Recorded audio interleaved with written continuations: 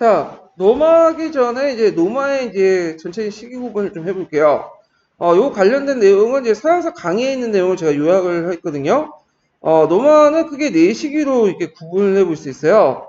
첫 번째 시기가 이제 왕정과 그다음 공화정 초기 이렇게 이제 볼 수가 있고, 그다음에 이제 귀족공화정 시기죠. 예, 그래서 귀족공화정에서 민주공화정, 그러니까 왕정, 그다음에 민주공화정, 귀족공화정 이렇게 한 시기와 그다음 두 번째는 로마공화정 시기, 그러니까 해체기죠.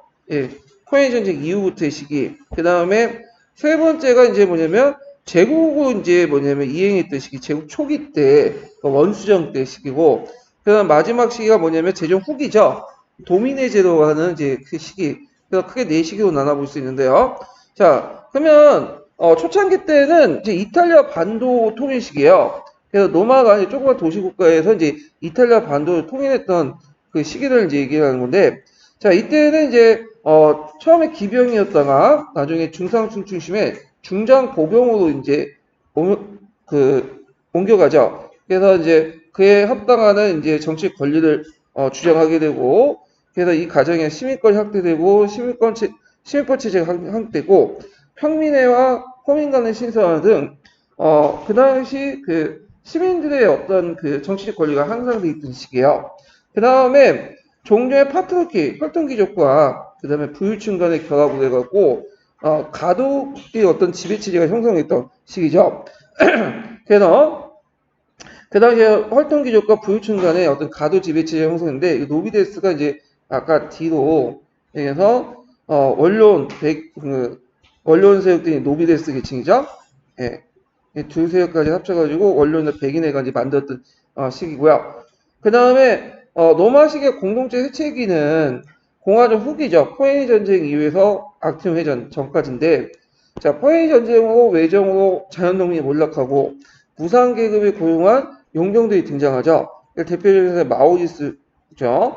그 다음에 그라쿠스 형제 개혁이 실패됐고, 그리고 전쟁의 성과가 원로이나 기사 계급 등 특정 계급들만 분배함으로써 이게 사회적 양극화가 이뤄지게 되죠. 대토지 소유가 확대되고 황금 자물들이 재배하고 등등이 이제 나타나게 돼요. 자, 이때 이제 마우리우스 병제 개혁 계기로 해서 군인 정치가들, 군인 정치가 등장하는데 이때 이제 두 번에 걸쳐서 선두 정치가 행해지죠. 그리고 이 선두 정치의 최후 승자였던 옥타비아누스가 제정을 만들어요. 그래서 이때부터 원수정 시기를 하는데 이 원수정이라는 것은 프리캐스라는 정치는 뭐냐?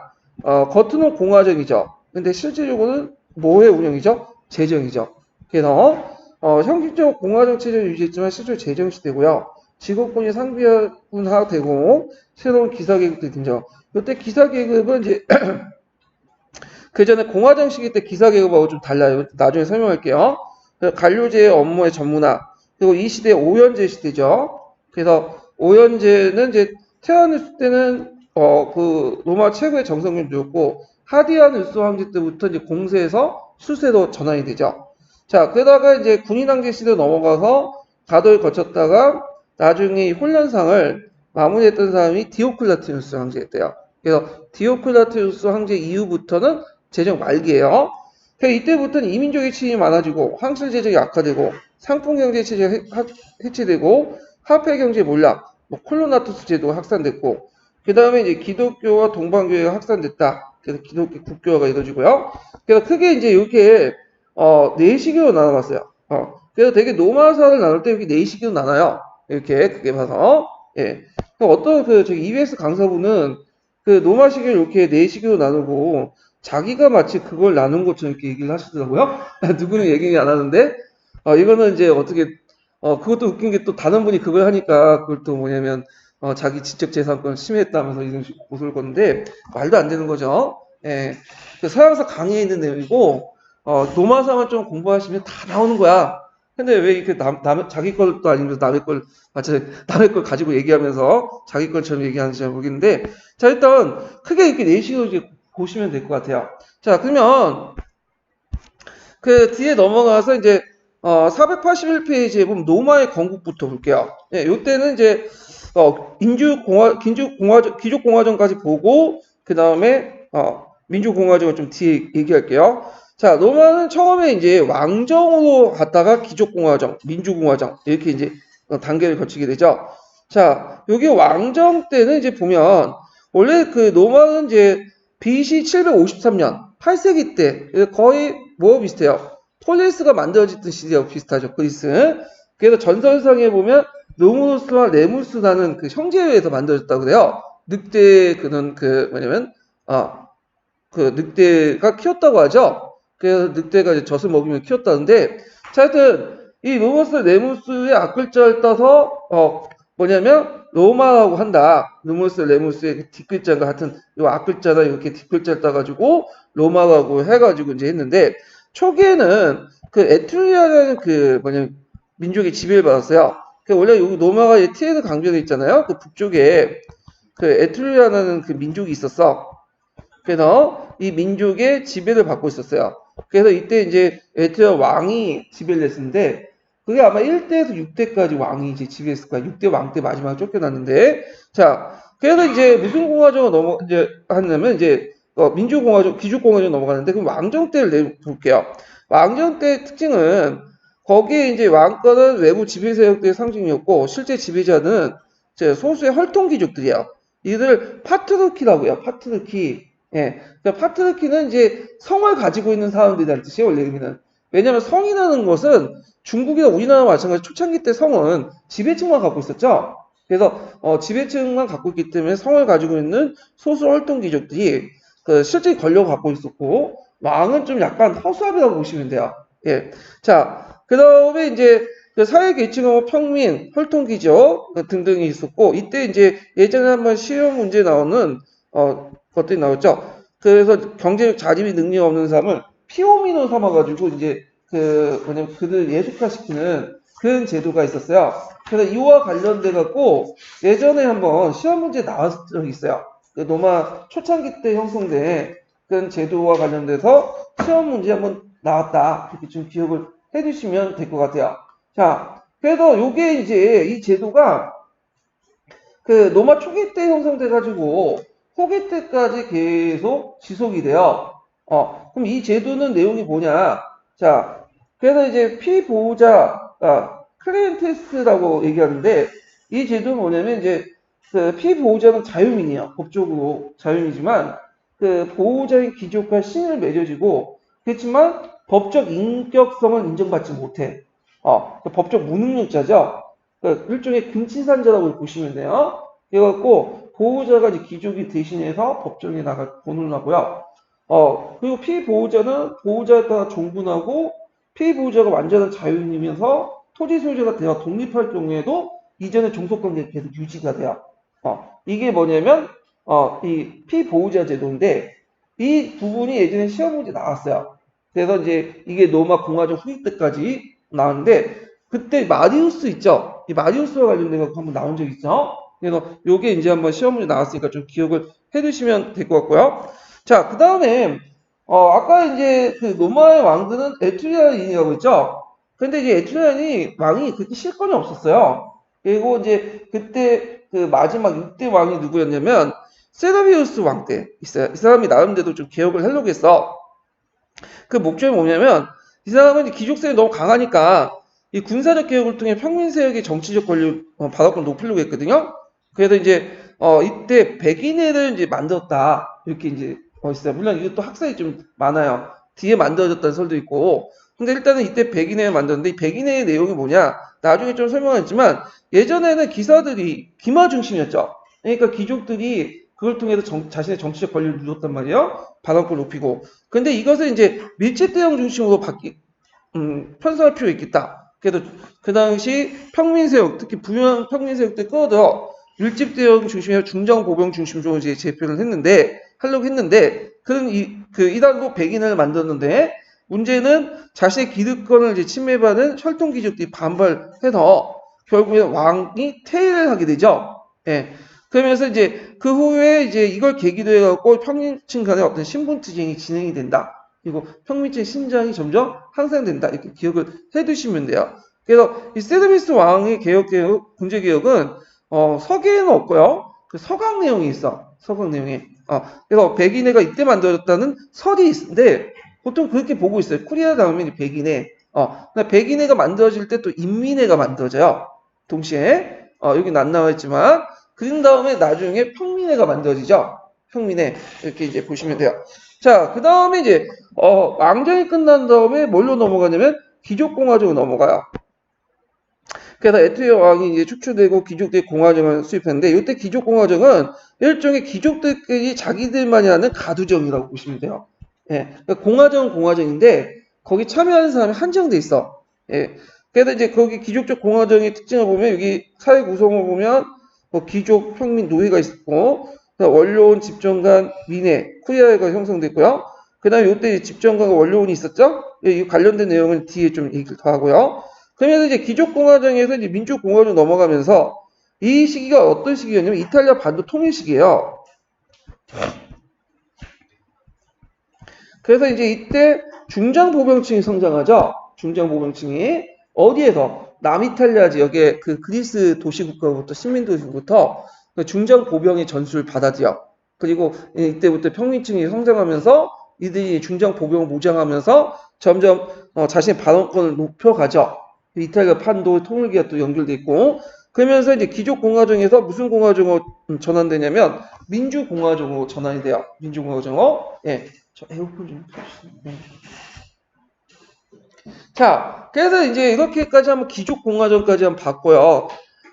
그 밑에 초기 이제 사회 구조가 있죠. 그래서 이제 요 당시에는 귀족들이 주요 지위 가지고 있었고, 그들이 전투 주역으로 기병으로 활동하고 있었다. 그래서 귀족과 평민이 어떤 결혼이 금지되어 있었고, 정치적 권리를 공권과 사법 권리, 사건을 행사했었다. 예.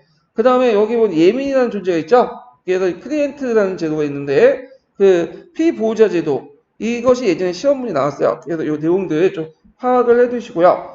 그 다음에 이제 그 이탈리아 통일하는 과정에서 여러 동맹들이 맺어져요. 뭐 라틴 동맹도 있고 동맹신 간에 또 전쟁이 있고 그다음 사니오 전쟁이 있는데 그 주변에 이제 전쟁들을 하면서 이탈리아 반도가 점점 통일이 되기 시작하죠. 예.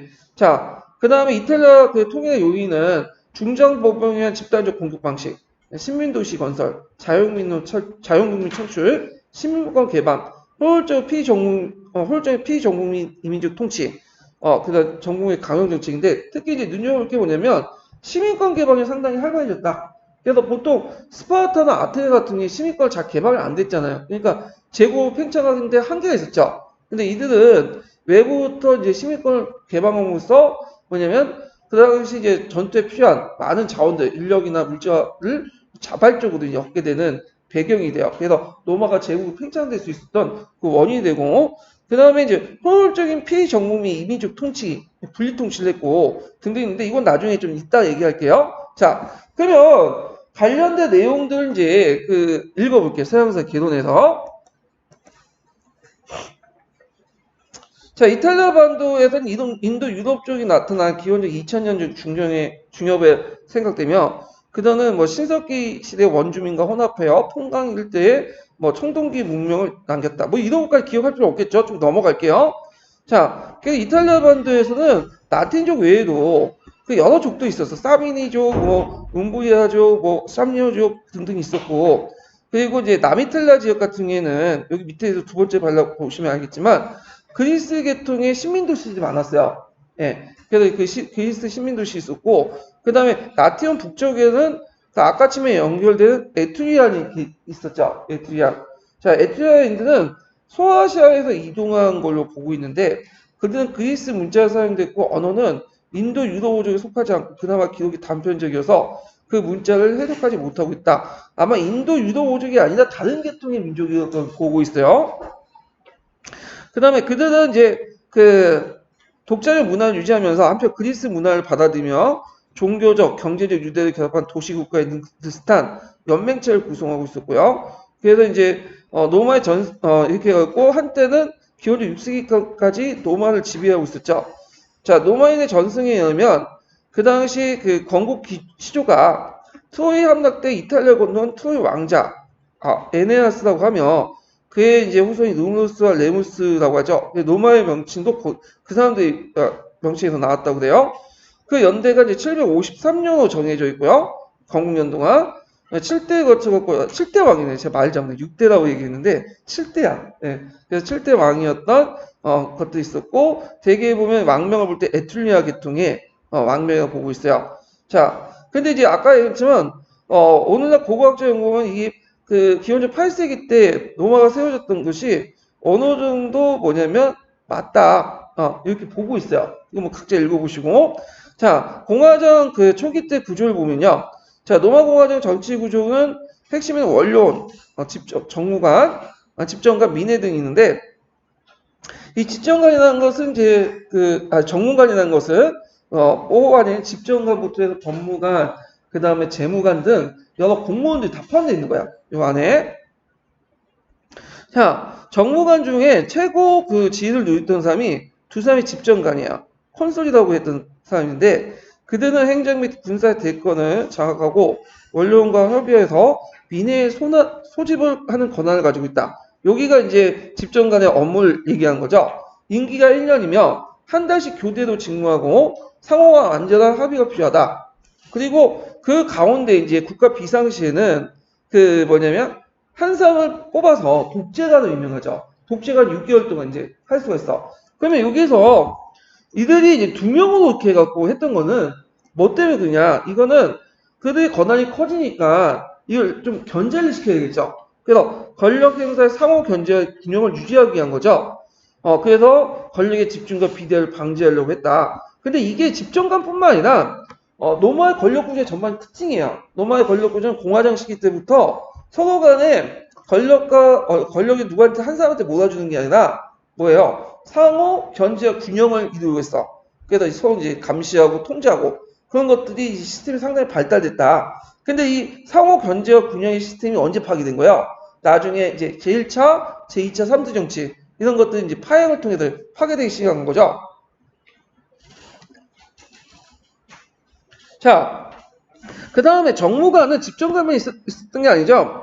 그 하나가 이제 또 밑에 제2의 그 정무관, 법무관이 있어요. 이 두 번째 이제 서열인데, 법무관은 사법을 강정했고, 법무관에 거쳐야 집정관이 될 수 있었다. 그래서, 넘버 2라고 보시면 돼요, 법무관이. 그리고 법무관 0이라고 해서, 그 법무관의 어떤 판결이라든지 이런 것들은 일종의 법으로서, 근데 로마법의 한 기원이 돼요, 또. 자, 그 다음에 이제 공공건물의 관장관은 경기축제를 담당한 에딜레라는 사람이 있었고, 국고 수입을 관장한 재무관, 그리고 징병을 위한 인구 및 재산을 조사하는 감찰관.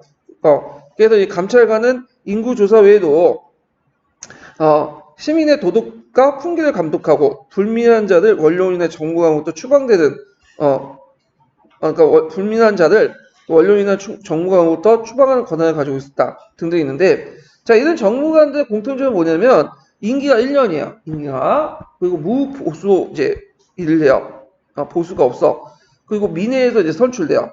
원래는 이제 이 민회가 이제 원래는 뭐 쿠리아에 선출됐다가 나중에 백인회에서 그 다음에 평민회에 선출되죠. 이거는 이제 민회 권력 이동에 따라 좀 다르고요. 자, 근데 이들이 이제 무보수고 했기 때문에 문제는 이제 이들을 할 수 있는 정무관을 할 수 있는 사람이 한정돼 있어. 정무관은 주로 누가 있을까요? 일단 돈 많은 사람이 정무관들은 정무관들은 돈 많은 사람들이 한다. 이런 정무관들은 그래서 되게 공무원들 돈 많은 사람들이 이제 하는데 초창기 때는 파트리키하고요. 나중에는 이제 그 노비데스라는 계층이 하죠. 노비데스는 이제 나중에 얘기했지만 파트리키와 그 돈 많은 부유층의 상층이 결합돼 갖고 형성된 계층들이야. BC 6세기 전후로 해갖고 형성된 건데 그래서 이제 이들은 이제 그 정무관 1년 동안 한 다음에 퇴직한 후에 곧바로 어디로 가죠? 원료원으로 가요.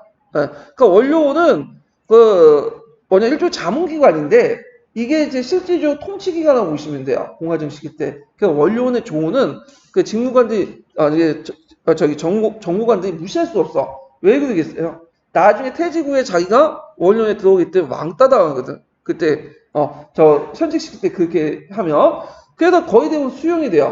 그래서 보통 이 원료원들은 어떤 계층들이냐 아까 얘기했죠? 이런 돈 많은 계층, 로비데스 계층들이 원료원 계층들. 그러니까 원료원 계층은 꼭 로비데스 계층이라고 보시면 돼요. 공화정 시기 때. 그래서 나중에 뭐 민주공화정으로 넘어간다고 하지만 실제 민주공화정은 형식상 그 스틸 민주공화정이고 그렇지만 직접 민주주의 정치는 아니죠. 어차피 로마는 그리스보다 더 규모가 크니까 직접 민주주의는 할 수 없고 주로 이제 정치를 했던 사람이 누구냐? 원로원 계층이야. 그래서 로마 공화정이 세워졌다고 해서 원로원 계층들이 힘이 약해진 게 아니라 우리 더 강해진 거예요. 그리고 재정의 수립에서 제일 반대했던 사람은 일반 평민들이 아니에요. 누가 반대했어요? 지금까지 정치 권력을 눌렸던 원로원 계층이 반발했던 거고 브루투스도 이 원로원 계층 중 하나예요. 예. 그래서 이 로마의 공화정이라는 것은 겉으로는 뭐냐면 많은 사람들의 정치 참여를 이제 보장한 것처럼 보이지만 실제 권력은 이 원로원 계층들이 운영을 하고 있다. 이렇게 이제 보고 넘어가시면 될 것 같아요. 그럼 원로원 볼게요. 자, 원로원은 처음에 시족자로 구성됐으나 그 아까 이제 아테네 아오파고스 회의처럼 동일한 전문가를 지닌 퇴직한 전문가 지닌 사람으로 구성됐으며 임기는 종신이며 형식적으로 집정관에 의해 소집되고 집정관 협의회 기관이며 그렇지만 실제로 아까처럼 말했죠 로마 공화의 최고 권력기구예요. 그래서 전반적으로 원로원 충고는 집정관도 이를 거부할 수 없었어요. 예. 그래서 이제 이렇게 있고 자, 그 다음에 이제 오늘 입장에 이상하게 또 보일지 모르지만 종교를 갖는 신간도 있었고, 그래서 그 당시 로마의 정치가 상당히 뭐냐면, 종과 연결되어 있다. 근데 중요한 업무는 신탁도 받고 그래요. 물론, 그 신탁이라는 게 예전에 말했죠. 그리스 신탁처럼 예매모호하기 때문에 실제는 뭐냐면 정치가들 하겠지만, 일단 이런 것도 건의 확보하고 뭐 정당성 마련하기 위해서 하겠죠.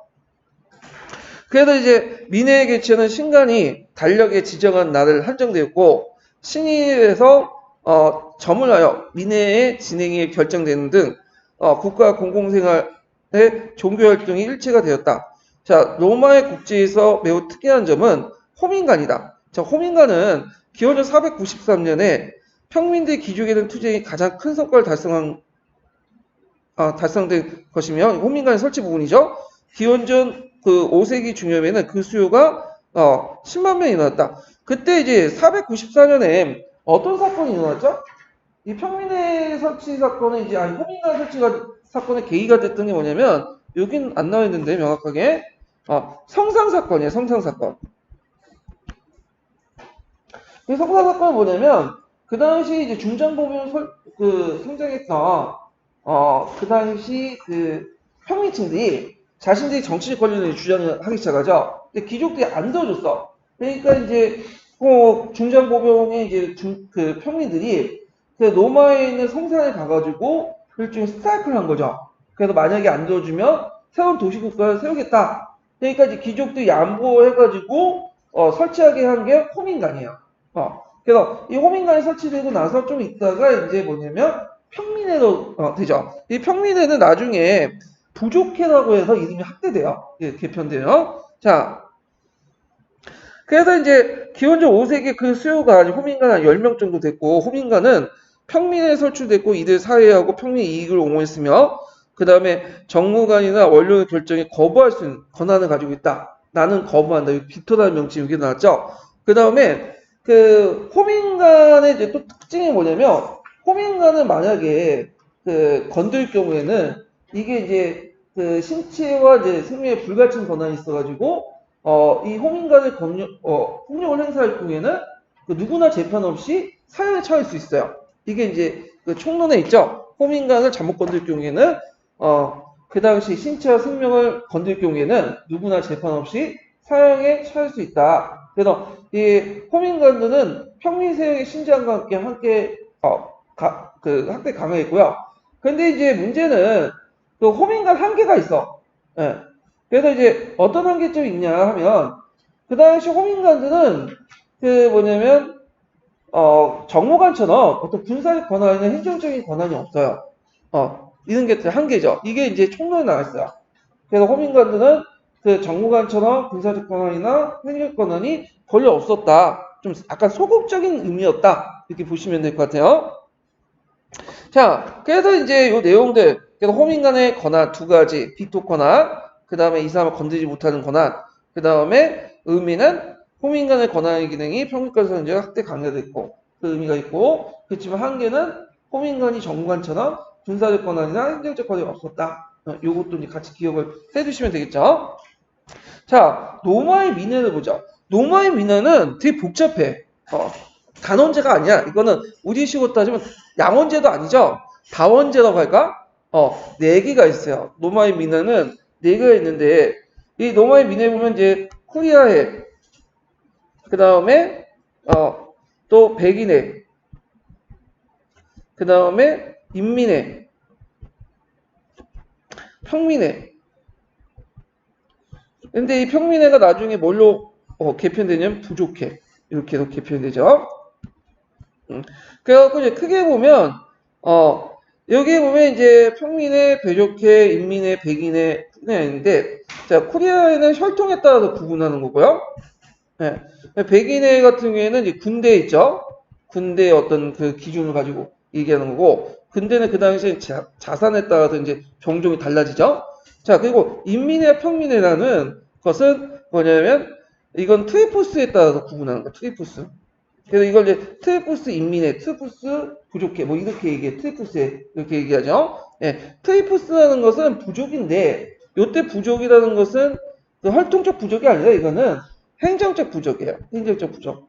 예. 그래갖고 원래는 이 부족의 의미가 이제 활동의 의미였지만, 그 당시 이제 그 평민권이 성장하면서, 행정적 의미도 바뀌었다. 이렇게 좀 기억을 해 두시면 돼요. 그래서 이제 처음에는 이제 코리아가 이제 귀족들이 장악한, 코리아가 이제 주도권 장악에다가 그 다음에 백인에도 이제 두 번째 넘어가죠. 게다가 이제 뭘로 평민으로 넘어가, 부족해로. 그래서 호르테시우스법에서 완전히 패권이 이제 부족해, 그 다음에 평민으로 넘어가게 되죠. 그럼 어떤 분은 이렇게 인민애를 잘못하신 분이 인민애를 백인의 일종이나 뭐 평민의 일종으로 잘못 착각하신 분이 있는데, 인민애 독립된 의회예요. 네. 근데 이제 이것도 처음에는 귀족 중심이었어. 그러니까 파트리키 중심이었다가 나중에 이제 뭐냐면 성장하면서, 인민권이 성장하면서 그 평민권이 성장하면서 트위포스에서 바뀐 거야. 트위포스 인민회로. 예. 그런데 이제 인민회는 평민회보다도 이제 부족회보다도 좀 권한이 낮아요. 그러니까 이제 그 부족회 같은 경우에 중요한 뭐냐면 그 결정을 한데 반해서 인민회는 좀 낮은 결정을 하는 거야, 거기에. 그러니까 오늘날 말하면 이제 지방의회 정도 이렇게 보시면 돼요. 예. 그래서 이게 이제 그 구분이 이렇게 하시는 게 좋을 것 같아요. 이게 기준이 이제 검색해 보시면 아시면 있고, 최근에 서양사 강좌에도 이렇게 네 개도 나눠서 구분을 하고 있어요, 지금. 예. 그래서 인민회를 평민회로 이렇게 잘못 생각하신 분이 있는데, 이거는 잘못된 개념이다. 오개념이다. 이렇게 좀 기억을 해 주시면 되고, 그렇지만 뭐 인민회까지 알 필요는 없을 것 같아. 그냥 이런 게 있구나 하고 넘어가시면 돼, 이거는. 제일 중요한 게 이제 백인회하고 평민회, 요게 이제 중요한 건데, 그러면 요거 넘어가기 전에 뭐냐면 강의 교재에서 노마의 권력 구조를 좀 보고 넘어갈게요. 거기 이제 민회 부분을. 자, 아까 얘기했던 이제 코리아회가 있죠. 코리아회는 이제 초기 사회 시족적 조직 구성에 의해서 만들어져요. 원래 그 초창기 때는 파트리키라 해가지고 이 당시 이제 뭐냐면 시족 집단들이 이제 그 당시 노마를 장악을 했었잖아요. 그래서 요 당시에 이제 그 로마 기병들, 이제 기병 집단 있죠? 그 기병 집단은 이제 시족사회가 4개 구조로 나눠졌고, 그 기병 집단을 활동했던 사람들이 100명씩 참가해갖고 한 400명에서 500명 정도 이렇게 이제 뭐냐면, 구성됐던 것이 쿠리아인데, 근데 실제로 이 귀족 쿠리아에서 선발된 대표들은 대부분 귀족들이에요. 왜냐면 그 당시 기사계급들은 다 뭐예요? 귀족들이잖아요. 그래서 이제 이들은 또 특징이 뭐냐면 집단별 투표를 해요. 그러니까 우리가 이제 개인별 투표가 너무 익숙해져 갖고 지금 개인별 투표인데 고대나 중세시대 유럽은 집단별 투표예요. 그러니까 집단이 한 표를 행사하는 거야. 집단이. 그리고 테이포스에도 뭐냐면 개인이 모아갖고 합산한 게 아니라 집단이 한 표를 행사하는 거야. 단위가 좀 다를 뿐이지. 예. 그래서 이제 집단별 투표를 한다. 자, 그 다음에 이제 이 코리아가 이제 점점 백인회로 넘어가는데 병사회로 넘어가죠. 자, 이 병사회 넘어가는 배경을 보면 이게 한 BC 한 6세기 정도 되는 시기인데 이때 보면 이제 점점 기병에서 뭘로 넘어가죠? 중장 보병 밀집대형으로 넘어가.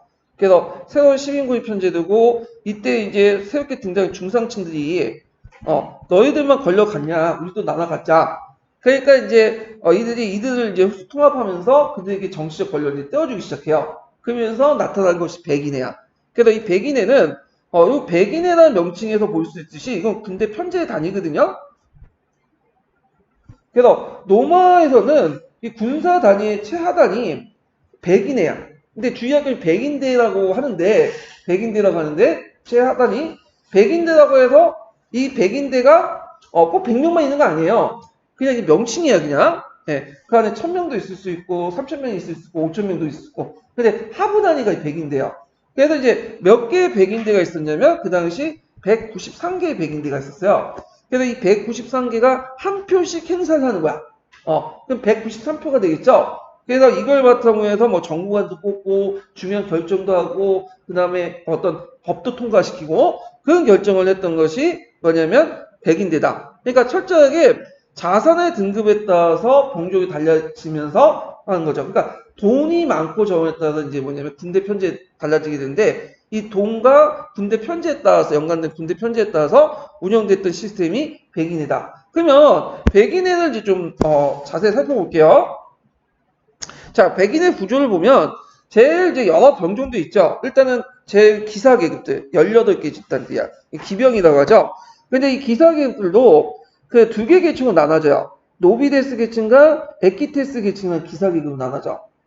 그 노비데스는 예전에 혈통귀족과 기사 계급 중에 3층이 결합되었고 일종의 노비데스 계층이 형성돼요.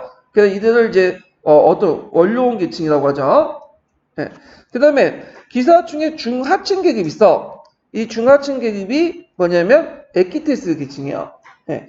이 두 계급이 이제 기병이고 이게 총 18개 집단이 돼요. 그러니까 보병도 이제 중장보병과 경보군이 있어요. 제 핵심 세력은 뭐예요? 밀집된 형태인 중장보병이죠. 그래서 이들은 이제 아사두이 계층이라고 해요. 아사두이. 그래갖고 이제 대개 1등급 80개 집단으로 구성되어 있어요. 그래서 포에니 이전까지 주력을 했다가 포에니 전쟁 이후에 몰락한 계층이 이 아사두이 계층이고 그 다음에 경보병이 있어. 간단한 무장만 할 수 있는 병인데 이것도 이제 그 밑에 등급에 따라 2등급부터 해서 5등급까지 나눠지게 되고요. 그 다음에 맨 밑바닥에는 무산자 계층, 프로야타라고 하죠. 이들은 이제 뭐냐면 아무것도 가진 게 없어. 그러니까 정치적 권리가 별로 없어요. 이 사람들은. 전쟁 날 때도 이제 부역 동원밖에 안 해. 이들은. 자, 그러면 투표권은 이제 여기까지 행사되는데 대개 보면 요 정도까지 행사하면 끝나요. 그러니까 그 위에 밑에 있는 경보병이나 이런 표들은 무효표야. 사문화된 거죠. 왜냐하면 얘네들 이제 기사계급들 18개 표와 그 다음에 1등급 80개 집단들 표가 총 합쳐서 몇 개지죠? 98개가 되는 거죠. 98표.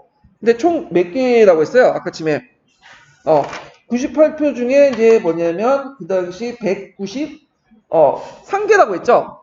그러면 98표면 193면 2분의 1이 넘잖아요. 가반수가. 그러니까 이들 계층 안에서 결정된 것이 다 결정됐다고 보시면 되고 밑에 의견은 그냥 무시당했다. 이렇게 이제 보시면 돼요. 예. 그래서 이거는 자산에 따라서 병종이 나눠지고 그걸 바탕으로 해갖고 뭐냐면 백인대라는 것들이 구성이 돼갖고 투표권을 행사했다. 이렇게 기억을 해주시면 되겠죠. 그리고 집단별 투표였다. 그러면 이제 권한을 보면 종전에 쿠리의 권한을 이양받았어요. 그리고 이제 뭐 법제정, 공직자 임명, 대외정책 결정, 중요한 사법기능 행사, 전쟁 강화 결정 등 중요한 건데 나중에 이 사람들이 이제 이 권한이 나중에 어디로 또 양도하죠? 이 부족회로 양도하죠. 부족회로, 평민회로. 자, 군제 개편의 특징이 뭐냐면 일단 이게 예전에 시험 문제 나왔는데 중장보병을 중심으로 모든 시민의 시민권을 형성했고요. 혈통이나 신분이 아니라 이제 재산 소유가 따라서 편제와 계급 구분의 기준이 됐다.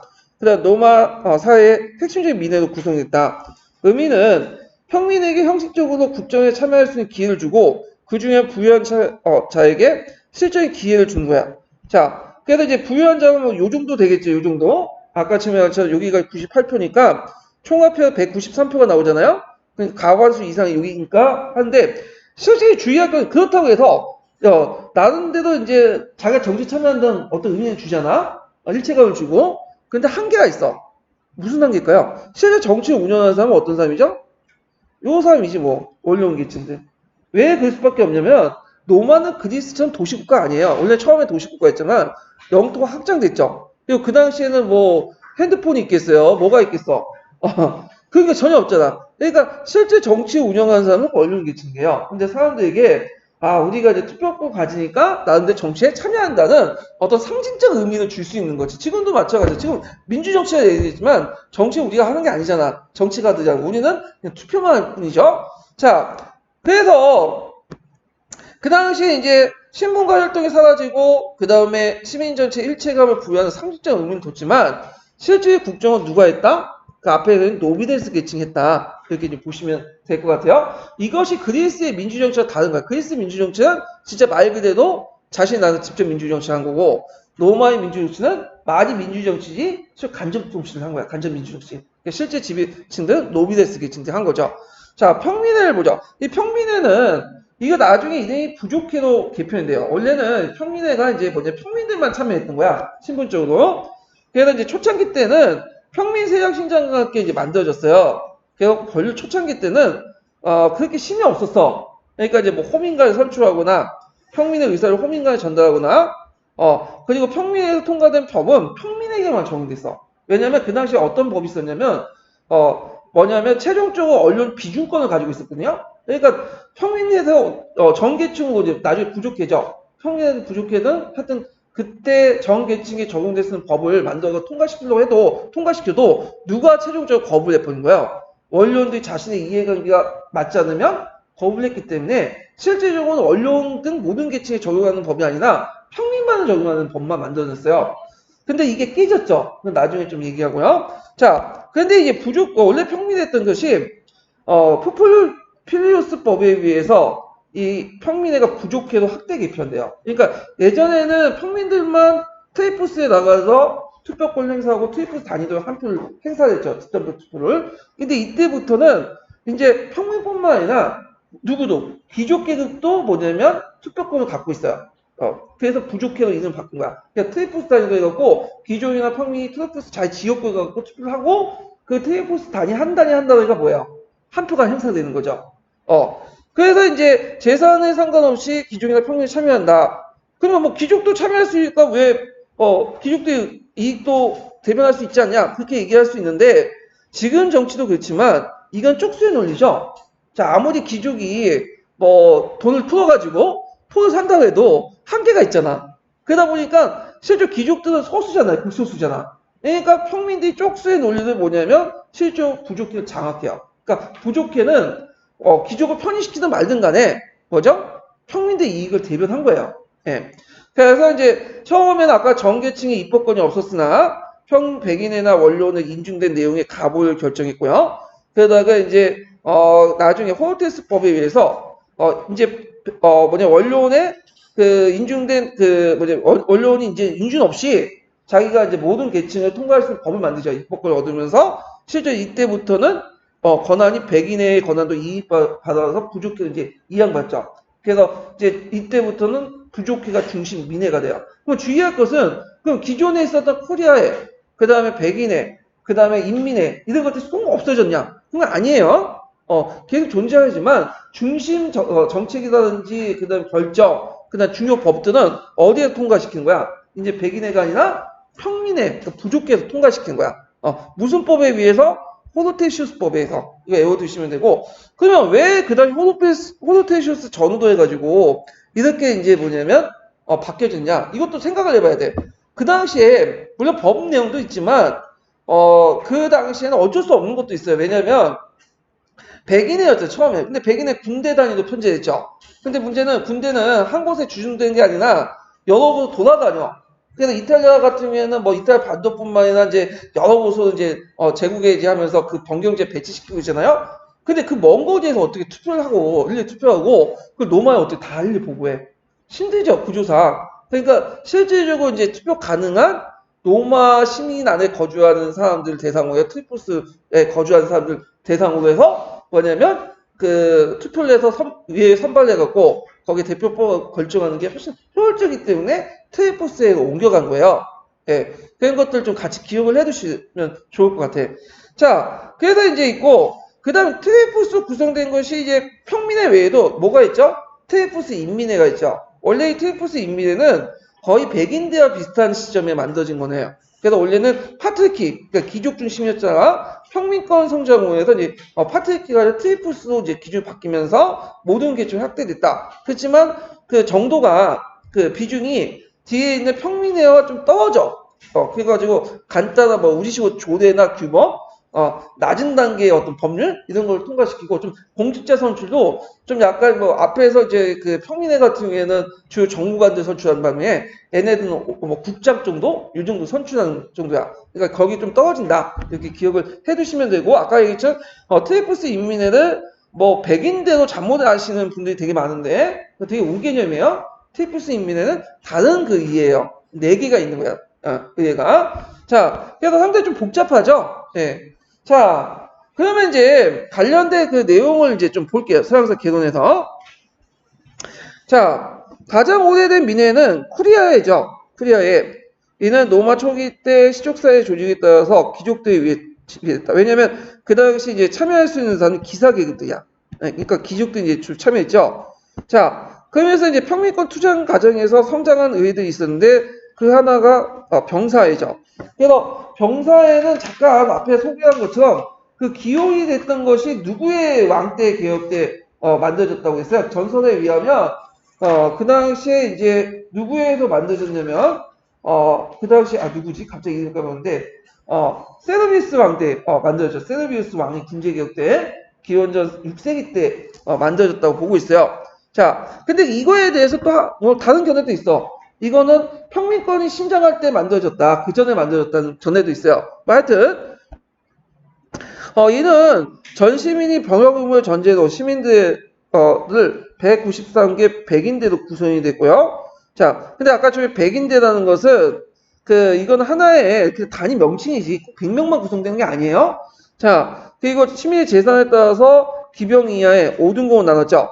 그래서 중장보병, 경장보병 이렇게 나눴고, 그래서 군사 조직을 토대로 한 일종의 시민총회다. 자, 이 병사의 집정관을 포함한 고위 정부직을 선출하고 전쟁과 강화의 결정, 기타 입법의 그 기능의 권한이 컸다. 그래서 그 병사의 백인대의 그 뭐냐면 권한들이 쭉 나와 있죠. 그 다음에 이제 다른 민회가 평민회죠. 그래서 이걸 트리푸스회라고 해요. 원래 평민회였다가 아까 이제 그 무슨법에 의해서 개편됐다고 했어요. 그 당시 포플리우스법인가? 네. 이 법에 의해서 개편되면서 트리푸스회라고 부르죠. 자, 그래서 이제 그 당시 그 이유는 왜 트리푸스라고 하냐, 부족해라고 하는 것은 그냥 트리푸스를 단위로 투표했기 때문입니다. 그 당시 트리푸스는 혈족적 의미가 아니라 행정적 의미의 부족이라고 했어요.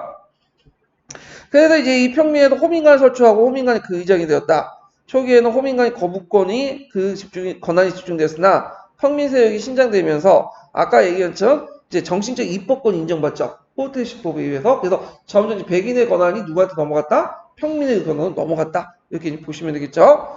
자, 그 다음에 이제 그 밑에 보면 이제 뭐 노마사의 신분 투쟁 관련된 내용이 있어요. 그래서 초창기 때는 그 뭐냐면 노마사의 귀족, 평민, 그 노예, 세 신분으로 구분이 됐는데, 이런 것들에서 이제 처음에는 이제 귀족종이 이제 왕정 시기 때는 명문 출신들이 이제 뭐냐면 활동했고, 이들이 기병으로 정투의 주력이 되면서 활동을 했고요. 그러다 보니까 자연스럽게 귀족 정치였고, 그다음에 평민 중에서도 이제 이때 당시에 시작된 것이 피보호제라는 제도가 있어요. 피보호자. 네. 그래서 이 피보호자 제도의 내용이 예전에 시험 문제 나왔기 때문에 볼게요. 자, 이러한 평민 속에서 노마사의 특이한 존재로서 존속자, 그다음 피보호자, 클리엔테스라는 그 존재가 나타나는데, 노마사의 이제 기본 단위는 가족이었고, 부권, 즉, 그 가부장의 권한이 절대적일 정도 강대했다. 그러나 이제 귀족의 경우 처자식 외에도 노예와 피보호자가 그 가족 속에 포함되어 있었다. 그 피보호자는 일반 평민과 동일한 자유민이었으나 보호자인 귀족과 신인으로서 맺어지는 거고 법적 인격이 인정되지 않아. 오늘날은 금지산자라고 보시면 돼요. 그래서 보호자가 그들 대신해서 법으로 나가 법정에 나가 이제 보호를 해야 됐다. 보호자는 피보호자의 경제적 관계에 합치지 않으나 피보호자는 보호자를 따라 종군하는 등 물신양면의 보호자의 보호에 보답해야 된다. 그러니까 이제 여기에서 보호자, 피보호자의 권한인가 의무가 있죠. 일단 보호자는 피보호자들을 위해서 뭐냐면 법정에 나가 번호를 해주는 게 그 다음 의무고, 대신에 그 피보호자는 보호자의 종고남으로서 뭐냐면 보호자 보호에 보답하는 거죠. 자, 그리고 피보호자가 완전한 자율이 되고 토지 소유자가 되어 독립된 경우에도 그 일종의 종속적 관계가 그대로 유지된다. 그래서 이런 관계는 이제 뭐냐면 그 당시 보호자 피보호자 관계, 이게 예전에 기출문제 나왔으니까 좀 기억을 해두시고요. 자, 이상과 같은 사회 구조를 보아 당연히 예상되는 것은 평민대 법적인 평등과 정치 권력에서 참여의 노력과 투쟁이었다. 자, 이를 가리켜 이제 신분투쟁이라 하는데, 이 투쟁은 도시국가인 로마가 이탈리아 반도를 통일하는 과정에서 나란히 진행했다. 자, 평민대 반항은 기원전 5세기 초, 그러니까 494년이죠. 평민들이 로마시로부터 철수한 성상에 직결됐다. 자, 그래서 이제 이는 국가 내에서 사회층의 전체의 파업과 같은 것이다. 자, 이 평민의 기원이 있는데 엄민의 평민에는 그 뒤에 생겼어요. 예, 연도가 좀 약간 달라요. 요때는 이제 뭐가 만들어졌냐면 호민관이 만들어진 거죠. 호민관이 만들어지고 평민에는 그 뒤에 만들어졌어. 뒤에. 그래서 요거 이제 연도 좀 정확히 기억을 해두시면 되고, 자, 호민관에 설치된 연도는 494년이고요. 평민에는 그 뒤에 472년에 만들어진 거야. 472년. 자, 그래서 이제 이렇게 해서 이제 호민관 설치가 그게 이제 뭐냐면, 성공했다. 자, 공화정 초기부터 로마는 끊임없는 전쟁을 하게 되었고, 귀족은 로마, 전쟁 수행을 위해 평민들 의존하지 않을 수가 없었다. 로마 영토가 넓어짐에 따라 자유로운 평민의 토지 소유자의 수요도 증가하게 되었다. 자, 이러한 평민 세력의 신장 앞에 귀족은 양보를 거듭하게 되고, 기원전 451년에 만들어진 법이 뭐냐면 시위포법이죠. 자, 그래서 이제 이 시위법은 그 로마가 이제 그 보면 동판, 로마 시대 동판으로 이렇게 새겨진 최초의 성문법이에요. 그 내용을 보면 그렇게 중요한 법은 아닌 것 같아요. 뭐 그 일종의 가부장적인 어떤 것들 내용도 있고 좀 약간 좀 후진적인 내용도 많이 들어가 있는데, 이게 뭐냐면 내용보다는 의미가 중요하죠. 예전에 그 법은 이게 성문법이 아니라 불문법이었어. 그러니까 귀족들이 코에 고면 코 고리고 이 기거리 일식으로 해갖고 자의적인 어떤 법 운행을 했거든요. 그래서 이 시위법을 만들어서 성문화시킴으로써 자의적인 운영의 법을 배제했다. 그래서 나름대로 의미가 있다. 이게 의미 있으면 여기죠. 성문법이 제정되면서 귀족의 자의적인 법 운영을 배제했다. 이게 최초의 또 시민법이기도 하죠. 그 다음에 이제 귀족들과 이제 예전에 평민들이 그 예전에 뭐예요? 결혼이 금지됐죠. 근데 이 결혼 금지를 이제 풀어줬죠. 그래서 이제 그 법이 뭐냐면 켈노라이아 법이에요. 뭐 중요한 법은 아닌데 이게 총론에 있긴 있어요. 켈노라이아법이 있어요. 켈노라이아법. 예, 뭐 중요한 법은 아니에요. 예, 자, 그 신분투쟁에 있어서 이제 그리고 로마사의 발전이 매우 획기적인 것은 기원전 5세기 후반에 그 도입된 중장 보병 밀집 대응이죠. 중방이 아니라 이 중장이네. 이거 못하네요. 예. 자, 중장 보병 밀집 대응과 팔라크스와 이에 따른 시민군의 새로운 편제, 그리고 그걸 바탕으로 한 병사의 추준이다. 여기에서 이제 중장 보병 밀집 대응은 어디에서 받은 거죠? 남 이탈리아 그리스 시민 도시에서 영향을 받은 거죠. 자, 병사에 관해서 앞에서 그 윤곽을 기능을 설명했으나 이를 보충하여 그 일을 살펴보기도 하자. 이거 편제가 그냥 앞에 같이 설명하지 왜 여기다 두 개로 나눠서 설명하지 모르겠어요. 하여튼 일단 자, 새로운 시민군 편제는 토지를 가진 로마 시민 전체를 신분에 구분 없이, 근데 주의할 건 여기 단서가 있죠. 토지를 가진 로마 시민이야. 그러니까 토지를 가지지 않는 로마 시민들은 프로레타 계급이 해갖고 정치에 참여할 수 없는 거예요. 예.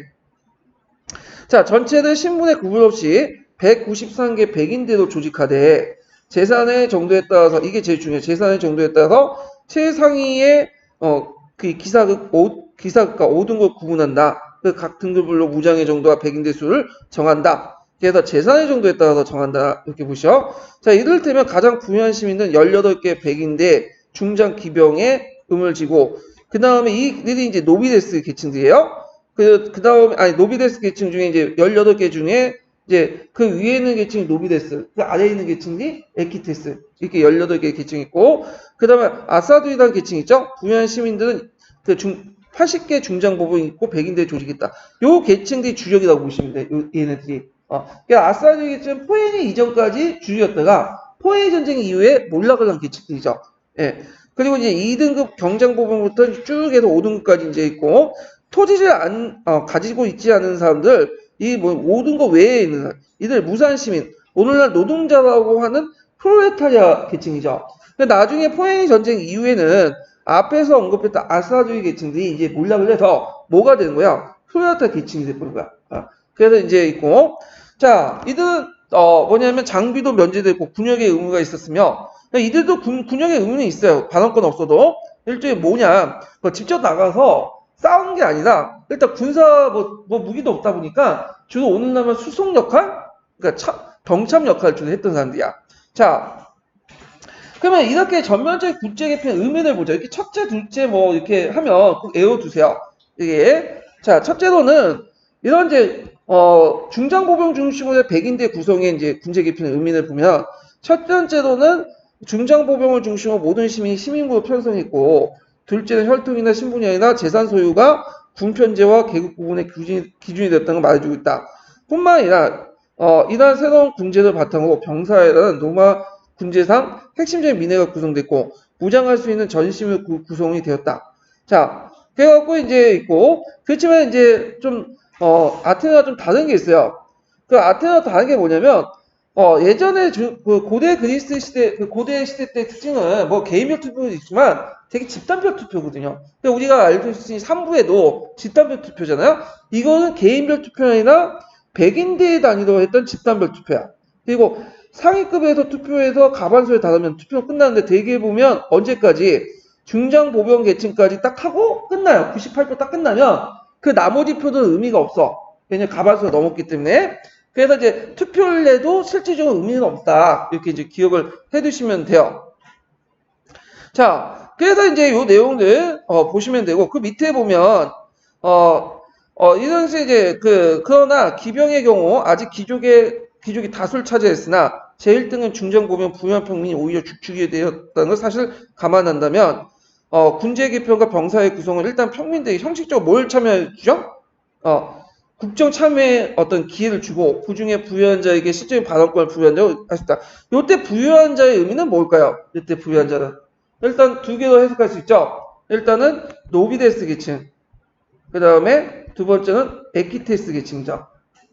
그러니까 여기에서 이제 있는데 노비데스와 에키테스 계층인데 실제로 이제 이 노비데스 계층들이 맞다.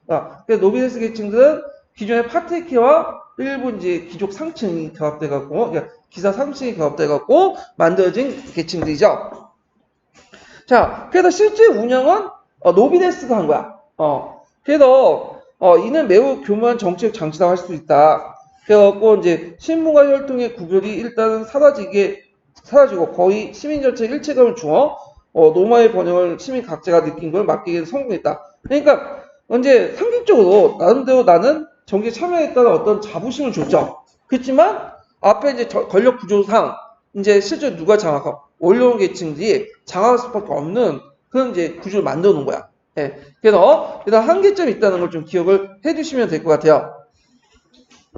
자, 그 다음에 이제 나중에 병사에서의 강력한 발파를 마련한 신분투기의 다음 목표는 다음 자연스럽게 정무관직을 이제 있을 수밖에 없었다. 그래서 노마 팽창과 더불어 증대하는 평민 세력 앞에 노마의 지배층은 혁명하게 양보를 거듭했다. 그래서 기원전 376년에 니키니우스라는 사람이, 그러니까 니키니우스는 사람 이름이죠. 그래서 니키니우스 섹스티우스법을 만들어. 그래서 이제 집정관 한 명을 누구한테 평민이 선출하도록 하는 거죠. 이거 중요한 건 중요하죠. 네, 문제 쉽게 나오면 이제 물어볼 수 있죠. 그 다음에 집정관은 이제 선출했으니까 그 밑에 있는 뭐 감찰관, 그 다음 법무관, 정무관도 어떻게 됐어요? 공개되겠죠. 그래서 고위 정무관직 평민에 개방됐고 귀족들이 끝까지 독점했던 신관직도 평민대 개방됐다. 주의할 건 뭐냐면 요이 고위 정무관직을 개방했다고 해도 실제로 거기에 들어갈 수 있는 사람은 한계가 있어요. 어떤 계층이야? 귀족, 기사 상층들. 그래서 이들이 이제 뭐냐면 누구와 결합된 거죠? 부유한 평민들과 파트리키와 결합돼서 아까 처음에 이들이 뭐가 된 거야? 노비데스 계층이 된 거죠. 예, 이렇게 이제 이해를 해주시면 돼요. 그리고 당연히 고위 정무관에 들어갔으니까 원료원도 들어갈 수 있겠죠. 예. 자, 그러나 이런 정무관 아무런 보수도 없기 때문에 실질적으로는 아까 부유한 평민들만 들어갈 수 있었다. 자, 병사의 경우와 마찬가지로 부유한 평민 중에 부유한 상층만 고위관직에 흡수된 사람입니다. 그래서 귀족과 평민들 혼인이 가능했지만 그것도 평민 쪽의 상층만 국한된 거지. 혼인이 가능했다고 우리가 재벌하고 결혼할 수 있어요? 지금 법적으로 뭐 재벌집 아들과 딸이 있는데 그 드라마나 영화 보면 쉽게 결혼하잖아요. 예, 그런 사람이 솔직히 말해서 거의 없는데 재벌은 재벌끼리만 결혼하죠. 근데 간혹가나 그 평민하고 결혼한 경우 있잖아. 가끔마다. 근데 그런 사례가 뭐예요? 악기 드물죠. 그렇지만 그 당시에도 이제 돈 많으면 이제 귀족들과 결혼할 수 있으니까 아니 근데 드문 사례죠. 평민 사례 중에. 자, 하여튼 그렇게 해가지고 이제 이들끼리 결합을 해갖고 또 일종의 하나의 신분층이 형성됐고 그러면서 이들이 이제 세원 통치계에 흡수되면서 아까 처음에 무슨 계층이 난다? 로비데스라는 걸 한다. 오늘 영어에 노블레스 기원했던 게 이 로비데스가 나오죠? 예. 그래서 이제 이 신분 그 투쟁의 결과 노마고 과정은 혈통적 기욕 정치에 벗어나서 이 노블레스 벌족파와 이 가주 정치를 벗어난다. 그러니까 예전에는 파트르키의 가주 정치인데 이때는 로빌레스의 가주 정치 이렇게 이제 보시면 돼요. 그러면 이때 이제 새로운 계급 신분층의 등장을 볼게요. 되게 이제 새로운 이제 신분층의 등장은 이게 노마마다 이제 시기마다 좀 달라. 자, 예를 들어 이제 BC 6세기 때 평민권의 성장 때 새로운 신분층의 등장, 새로운 지배층, 신분층 지배층의 등장은 이들은 BC 6세기 때는 누굴 의미하죠? 로비데스를 의미하죠. 근데 공화정 BC 2세기 이후죠. 포에이 전쟁 이후에는 누굴 의미해요? 에키테스를 의미해. 네, 에키테스. 그다가 이제 제정 시기 때 새로운 신분층 지배층이 등장했다. 이런 건 누가 에키테스라고 하는데 거기에다가 신에키테스와 연결되죠. 야, 이 신에키테스는 나중에 설명했지만 누구하고 연결되냐면 황제권하고 연결돼요. 황제 권한을 뒷받침하는 관리들이나 그 다음에 이제 의원들, 그 다음에 또 뭐 여러 가지 정치가들, 행정 관료들, 군인들, 장교들 이런 거가 연결된 게 신에키테스야. 그래서 시기마다 새로운 지배층이 등장했다는 게 좀 그때그때 다르다. BC 6세기 때는 노비데스, BC 2세기 이후에는 에키테스, 그 다음에 제정 시기는 신에키테스. 이렇게 이제 이해를 해주시면 돼요.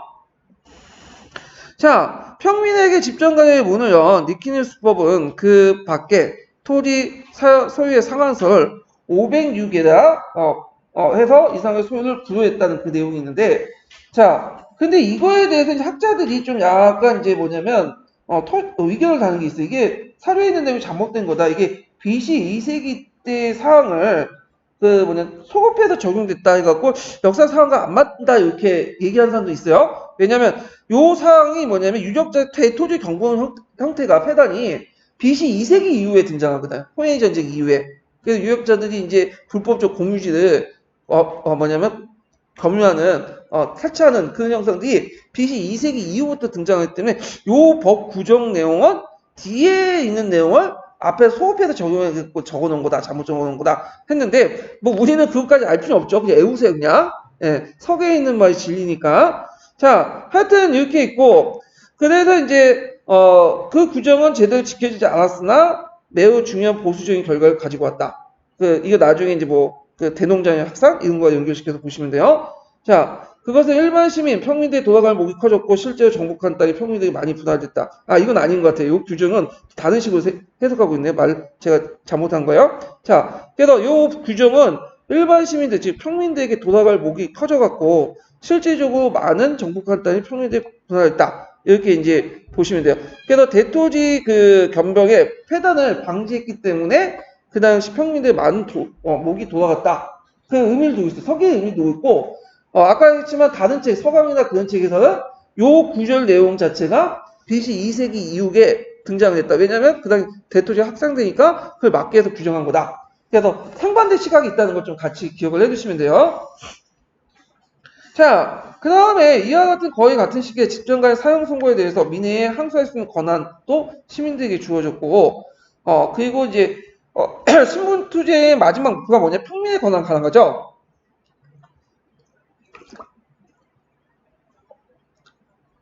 자, 이것 또한 철수단 투쟁 방법으로 기원전 3세기 초, 이 철수단과 아까 아침에 철수를 딱 얘기하면 성상 사건 있죠? 이게 이제 보통 제1차 성상 사건이라고 하고요. 알려지지 않지만 서양사 이제 무슨 그 고대 강인가 거기에는 제2차 성상 사건이 나와. 요 관련된 내용일 거야. 뭐 중요한 건 아닌데 하여튼 그 방법으로 기원전 3세기 초에 호르테시우스법에 의해서 해결됐다. 이 호르테시우스법은 꼭 외워두셔야죠. 평민의 결정, 그 당시 부족해라고 불렸던 평민의 결정은 원론의 승인을 거치지 않고 그대로 법으로 인정하게 되었으며 이로써 평민이 정치가 어엿하게 모든 계층의 입법권을 행사할 수 있었다. 그리고 이후 복잡하고 까다로운 평사회보다는 평민에서 입법이 많아졌으며 따라서 평민 실제적인 민의 기능이 발휘되었다. 아까 얘기한 이 평민회가 이제 그 민의 기능을 이제 독점했던 이유가 뭐냐면 그 당시에 이제 이탈리아 반도를 넘어가고 이제 확장했던 시기거든. 그러니까 막 이탈리아 반도 넘어 막 해갖고 반도 통일하고 그러다 보니까 군대를 이제 한 곳에 주둔한 게 아니라 여러 군데 주둔하다 보니까 군대 중심의 백인대가 이제 그 하려고 못해요. 그러니까 당연히 평민회가 이제 그 역할을 하죠. 트리프스 중심의 평민회가. 자, 이제 2세기에 넘긴 긴 신분투쟁도 끝났다. 이 긴 투쟁을 통해 평민들은 귀족과 형식적으로 거의 완전하게 동등해지고 이로써 노마는 그 모든 시민의 공동체적 일체감을 견고하게 결속시킬 수 있게 되었으며 그런 일체감을 담았던 시민 공동체와 그걸 바탕으로 조직된 시민군은 그 노마 팽체의 거대한 힘이었다. 자, 그러나 신분투쟁 과정에서 통화 격시한 계급투쟁이나 유혈적인 사회혁명 양상이 나타나지 않고 귀족과 평민이 절충과 타협과 양보하면서 그러한 단합이 이루어지는 사실은 노마 팽체에 크게 공헌했으며 또한 거기에 통치계급의 혁명의 정치 감각도 엿보였다. 그러니까 이탈리아 반도에서 이제 통일할 수 있는 배경은 아까쯤에 시민군, 중장보병 시민군과 그 다음에 귀족과 평민의 절충과 타협 이런 것들이 노마 팽체에 이룰 수 있는 큰 통일 그 기원이 원인이 되었다. 이걸 얘기하고 있고요. 자, 이탈리아 반도 통일 과정은 쭉 나오면 이제 이탈리아가 원래는 그 조그만 도시국가에서 출발했잖아요. 예. 근데 이 이제 수많은 주변의 민족들과 싸우면서 또 동맹을 하는 과정에서 갈등을 빚으면서 점점 이제 뭐냐면 하나하나 정복하면서 이탈리아 반도를 통일하게 돼요. 그 과정들을 얘기하는 건데 시험 문제 안 나오지만 한번 쭉 그냥 스캔하는 수처럼 이렇게 볼게요. 예, 스캔 해갖고 한번 볼게요. 자, 에툴리아 왕을 추방할 때 노마는 티베르 강의 한 도시국가에 불과했죠. 그래서 이제 동족의 라틴 도시들. 그러니까 주의할 건 여기 라틴 도시들이 나오는데, 노마는 원래 라틴족이에요. 그리고 노마가 이제 시작할 때 그 라틴족의 여러 도시 중에 하나였어요. 예. 그래서 이 라틴족 국가 중에 노마 호의적인 국가도 있지만 또 적대적인 국가도 있고요. 그 다음에 라틴족 외에도 그 뭐냐면 또 주변에 그리스 남쪽에 그 마그네 크레키아 같은 그리스 시민 도시가 있었고 또 위에는 에트리아에 있었고 또 저 주변에는 이제 뭐냐면 그 사비니, 볼스키니, 에이키니 뭐 우리가 이제 지금은 잘 알려지지 않는 그런 족들도 있었어. 그 사람들이 막 투쟁하면서 이제 성장을 했었고 저쪽 북쪽에서는 뭐가 있었냐면 갈리아인이 있었어요. 켈튼족에 이런 갈리아인. 이 갈리아인들은 오늘날 어디 계통이에요? 지금 프랑스 쪽에 있는 사람들이야. 프랑스, 스위스, 그러니까 네덜란드 쪽에, 프랑스, 스위스 쪽에 있는 사람들 갈리아인이라고 하죠. 예. 자, 하여튼, 이거 이제 보시면 되고, 이제 다음 단락 보면, 노마 팽창의 첫 건은 기원전 493년에 주변에 있는 라틴 도시들과 동맹을 맺으면서 내렸다. 이게 라틴 동맹이라고 하죠. 그래서 이 라틴 동맹을 바탕으로 해서 노마 팽창에 발판이 되었으며 노마는 꼭 그 주도권을 장악하고 기원전 이제 5세기 때 인접한 사비니족이 있었어.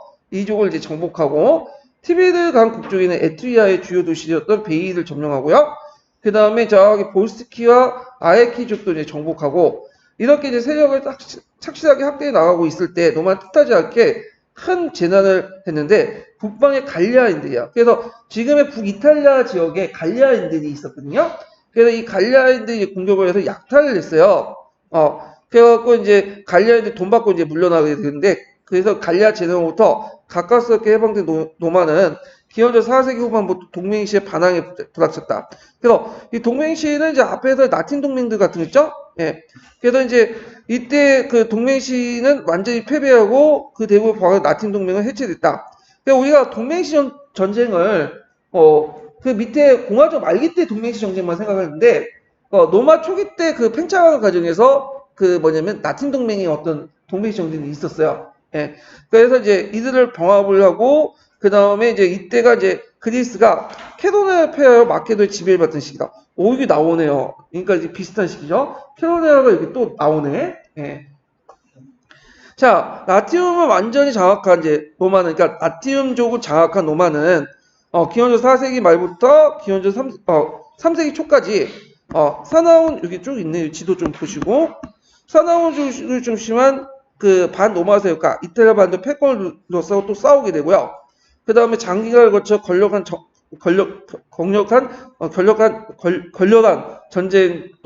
전쟁도 센티움 지방의 로마 승리를 고비로 대체 그 로마로 기울여졌다. 이제 남은 거는 그 마그나 그레키아. 마그나 키르크는 뭐예요? 남이탈리아에 있는 그리스계 시민 도시죠. 그래서 이들을 이제 근데 그 중에 제일 이제 강했던 도시가 타라툼이라는 지역이에요. 타라툼이라는 도시인데 타라툼은 단독으로 로마에 저항할 수 없음을 깨닫고 에피루스 왕 피러스 원주를 했어요. 피러스는 제2의 알렉산더 꿈꾸었던 야신가였는데 이 사람이 코끼리 무대를 가지고 그 뭐냐면 공격해 놓았어요. 그래서 로마가 초창기 때 이 사람한테 패. 그래서 이제 그 초창기 때는 이제 그 패했다가 나중에 이제 로마군이 밀리기 시작하거든요. 근데 초창기 때 로마군을 밀어붙여요. 코끼리 무대도. 자, 그래서 하여튼 피러스가 다시 마지막에 패하고 나서 타르투는 로마에 굴복했다. 자, 그래서 이제 이 전투가 끝나고 나서 로마는 이탈리아 반도를 통일하게 되죠. 이 피러스라는 사람도 이름 외워두세요. 이 사람도 상당히 유명한 사람이야. 자, 그래서 이제 이따가 도시국가부터 출발한 로마는 결국 작다고 할 수는 없는 기간이 걸렸지만 이탈리아 통일에 대한 큰 가업을 성취했다. 그리심은 어디에서 왔으며 팽창해가는 영국 통치에 어떤 것들이 있었나 그런 것들이 있는데 자 여기 보면 뭐 여러 가지가 있어요. 신분투쟁에서 이제 융통성 있게 다났던 시민단을 형성했다. 그래갖고 그 내용들이 쭉 있는데 그냥 이건 각자 보세요. 예, 보시고 여기에서 이제 쭉 넘어가서 이제 거기 뭐 시민권 관련된 것들 있죠. 로마가 도시국가에서 그 확장될 수 있는 제국으로 발전될 수 있는 게 뭐냐면 그리스의 도시국가들은 시민권은 상당히 뭐죠? 그 특정한 사람들만 줬죠. 그래서 폐쇄적으로 운영인데 상당히 개방적으로 운영했다.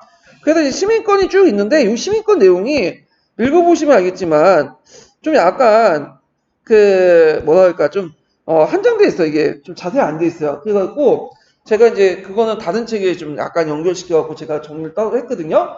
그래서 한번 볼게요. 자, 여기 몇 페이지 보시면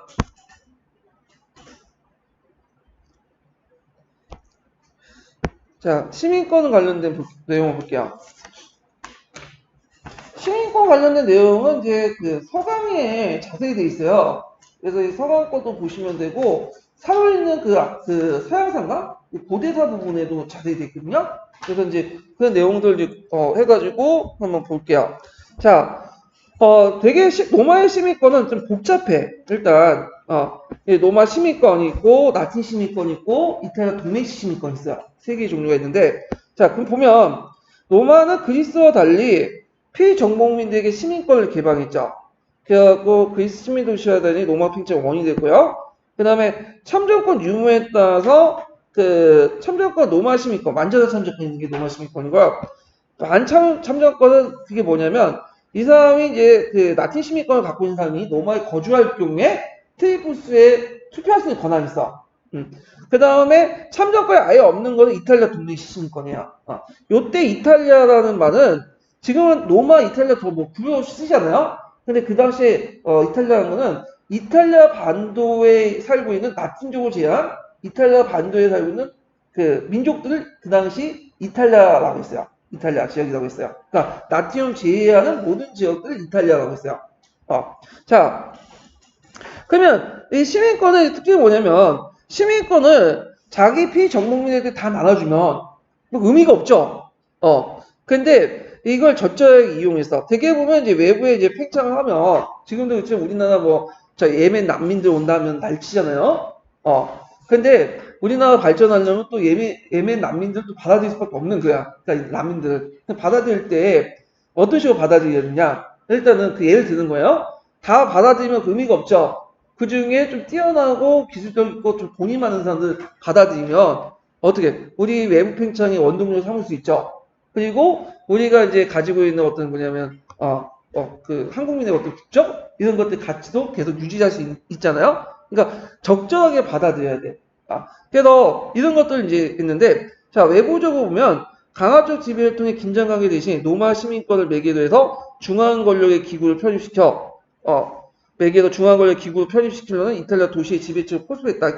그러니까 이제 로마가 팽창하면서 이탈리아의 그 상급 그 지배층들을 뭐냐면 어디로 편입시킨 거야? 중앙 권력 기구 편입을 시킨 거야. 그래서 이들에게 시민권을 줘. 시민권 아니면 또 라틴 시민권을 주고 이탈리아 도시 외에도 나중에 제국으로 이제 발전할 때도 대개 이제 그 속국들의 왕들이나 귀족들은 뭘 주는 거죠? 로마 시민권이나 라틴 시민권을 줘요. 그러면 얘네들 입장을 때 두 가지 선택이 있죠. 로마한테 끝까지 개겨서 나중에 독립을 할 것이냐 아니면 로마의 시민권을 받고 순종해서 로마의 지배 권력 구조로 편입될 것이냐. 근데 얘네들 대부분 후자보다는 그러니까 그 전자보다 후자를 선택해요. 왜냐면 그게 되게 가능했던 게 뭐냐면 그 당시 로마에 보면 집정관이나 정무관이나 나중에 로마에 황제가 됐던 사람들 출신을 보면 로마인도 있지만 원래 로마인도 있지만 로마인이 아닌 사람도 많아요. 예전에 자기가 지배했던 그 주변의 민족들 그 다음에 아시아 사람들 계통의 민족도 황제가 되거나 집정관이 되거나 그런 사람들 많거든요. 그걸 봤기 때문에 역할 모델이 있기 때문에 당연히 이들 입장일 때는 차라리 로마의 강력한 로마의 개기는 것보다는 로마에 들어가서 한 자리 해먹는 게 더 낫다. 그때 그걸 적절하게 유지하는 게 시민권이죠. 시민권. 그 다음에 내부로는 이들 통합해가지고 그 다음에 로마의 군사력으로 제공할 수 있죠. 그래서 적절히 해서 그래갖고 이제 그 인력 조달 및 그다음 공동체 확장에 유지하면서도 이 로마 시민권을 이제 막 푸는 게 아니라 뭐죠? 적절하게 풀면서 아까쯤에 그런 만약 예멘 난민처럼 들어오면 우리가 이제 싫어하잖아. 그런 것들도 반감시키는 그런 효과를 누리고 있다. 그래서 이 시민권 제도를 적극적으로 이용해가지고 했다. 그래서 로마 팽창의 원동력을 삼았다. 기억을 해주시면 돼요. 누구하고 비슷하죠? 미국하고 비슷하죠? 미국도 이제 시민권이 뭐 그냥 시민권이고 그냥 영주권도 있고 그러잖아요. 그걸 적절하게 이용해가지고 다 주지 않죠. 로마 그 미국 시민권도 적절하게 이용하잖아. 그러면서 이걸 바탕으로 해서 이제 뭐냐면 미국의 권력 구조 할 때도 권력 구조 개입할 때도 이주민 사람도 이제 받아들이고 또 예를 들어 트럼프도 원래 독일 사람이잖아요. 조상들이. 그리고 나서 또 군사력도 하고 영주권 줄 테니까 영주권 시민권 등록시켜 줄 테니까 너네들이 와서 몇 년 동안 미국 군대 이래라. 그런 식으로 하잖아. 비슷해. 자, 그러면 시민권의 종류를 보면 첫 번째 시민권이 노마 시민권이죠. 완전한 노마 시민권. 이거는 이제 다 참여권을 가지고 있는 시민권이고, 그 다음에 이제 라틴 시민권이 있어요. 라틴 시민권. 이 라틴 시민권은 초창기 때 라티움 지역의 거주민들에게 줬던 거예요. 원래. 근데 이제 나중에 재정 때는 확대되면서 했는데, 주로 이제, 이것이 어떻게 되냐면, 나중에 이제 어떤 식으로 노마 시민권을 얻기 이전에, 준 단계 시민권, 준 시민권을 보시면 돼요. 일종의 뭐와 비슷해요? 영주권, 지금의? 그래서 권한을 보면 통상권과 통혼권, 로마 시민권을 가지는 사람하고 통상을 할 수 있고, 통혼할 수 있고, 그 다음에 로마에 있을 때 트리포스 투표권을 가지고 있었고요. 그 다음에 로마에 장기 영주하면 로마 시민권을 부여받아요. 그 다음에, 있는데, 이 라틴 시민권이 이제 그런 역할을 했는데, 그게 의미가 없어질 때가 있어요. 이게 뭐냐면 나중에, 카라 황제 때, 로마 시민권 확대 조치를 하죠. 그래서 제국의 모든 시민들에게 뭘 준 거야? 로마 시민권을 주잖아요. 그래서 왜 줬냐? 재정적인 목적으로. 그래서 로마 시민들에게 거둘 수 있는 노예 상속세하고 그 다음에 노예 해방세하고 상속세를 걷기 위해서. 그러다 보니까 이제 이때부터는 로마의 시민권 정책이 없어요. 의미가 없어지게 되는 거죠. 개나 소나 다 갖고 있으면 의미가 없는 거잖아요. 예. 그러면서 권력 의미는 상실했다. 이렇게 보시면 돼요. 그러면 또 이탈리아 동맹 시민권이 있어요. 이걸 잘 모르시더라고요. 이게 있어요. 그래서 이거는 이탈리아 동맹들에게 준 거야. 이탈리아 동맹이나 그 당시 이탈리아는 라틴족을 제외한 이민족, 이탈리아 반도에 거주하고 있는 사람들 이탈리아라고 불렀어요. 그 당시. 그래서 이들은 일종의 트레이포스 참정권 없지만 그 노마인의 통상권 통혼권이 있고요. 그 다음에 이제 나중에는 이거 외에도 그 전쟁을 할 때 이탈리아 그 노마가 전쟁을 하잖아요. 그들도 이제 병력 제공을 해줘요. 그러면 병력 제공을 했으면 이제 이만 권리를 어떤 식으로 주냐면 약탈물을 분배할 수 있는 권한도 있어. 이들이 같이. 자, 그렇지만 이제 이들이 좀 약간 볼 때는 차별을 많이 받았다 생각해갖고 나중에 동맹시 전쟁을 하죠. 또는 이탈리아 동맹시 전쟁. 그들이 이제 이탈리아를 내세워요. 아까 말처럼 로마와 달리 이제 이탈리아라고 했잖아요. 얘네들은. 그래서 우리는 로마 독립해갖고 이탈리아는 도시국가를 만들자. 국가를 만들자. 하면서 익혔는데 이제 이때 이제 로마군이 이제 처음에 패하죠. 대응을 못해요. 결국에는 어떻게 돼? 이들의 요구에 따라서 만약 이탈리아 동맹 시민권을 폐지시키고 그들에게 뭘 줬다? 라틴 시민권이나 또는 로마 시민권을 주면서 이제 점점 없어졌다. 이렇게 기억을 해두시면 돼요. 자, 시민권 정책의 의의 이것도 외워두셔야겠죠. 이제 시험 문제 나왔으니까 이탈리아 반도 통일 및 영토 확대에 기여하고 정복민과 피종의 대립을 해소했다. 요거 외워두세요. 자, 그러면 그 당시에 또 여기 살펴볼 게 뭐냐 하면 자, 로마의 와 다른 도시국가의 이제 학대 그 관계를 좀 볼게요. 여기에서. 자, 그 당시 이제 로마는 반도 통일기하고 그 다음에 이제 그 제국으로 발전됐던 그 시기가 좀 나눠서 볼 수 있는데 반도 통일기에는 로마가 어떻게 연결되냐면 동맹을 맺었어. 동맹을. 도시국가 간에 동맹을 맺어서 종속을 시켰거든요. 근데 동맹을 맺는데 특징이 뭐냐면 일종의 분할 통치야. 그래서 다른 국가와 아니 다른 그 로마가 이제 도시국가 간에 있는 도시국가 있으면 여러 도시국가가 있으면 그들끼리 동맹을 못 맺게요. 뭐지? 누구만이 맺게 하죠? 로마까지 맺게 하죠. 그래서 이제 로마 개별 동맹을 맺게 하고 그 대가로 이제 그들의 성향에 따라 라틴 시민권이나 이탈리아 동맹 시민권을 주게 된 거야. 자, 그러면 그 내용을 보면 자 크게 이제 자치도시가 있고 식민도시가 있어요. 자, 자치도시는 그 같은 족족들, 그러니까 이제 로마는 아니지만 라틴인들이 거주하는 도시들이 거죠. 그래서 이들은 이제 그 납세 병역 의무가 있고 초기에 라틴 시민권을 부여했지만 이제 동맹 시민권을 이제 로마 시민권 부여했다. 예. 그래서 이제 있고 그래서 이들은 원래는 각 개별적인 도시 국가들이었죠. 개별적인 독립 국가였지만 나중에 아까 얘기했처럼 제1차 동맹식 전쟁 때 이들은 어디에 다 통합이 될 거예요. 로마에 통합이 될 거야. 그래서 물론 일부 이제 먼저 남아있는 국가도 있지만 이런 식으로 통합이 되면서 이제 동화됐다고 보시면 돼요. 자, 그 다음에 동맹 도시도 있어. 그 이탈리아 동맹시죠. 그래서 로마 라틴 시민권 없고 이는 이탈리아 동맹 시민권 있죠.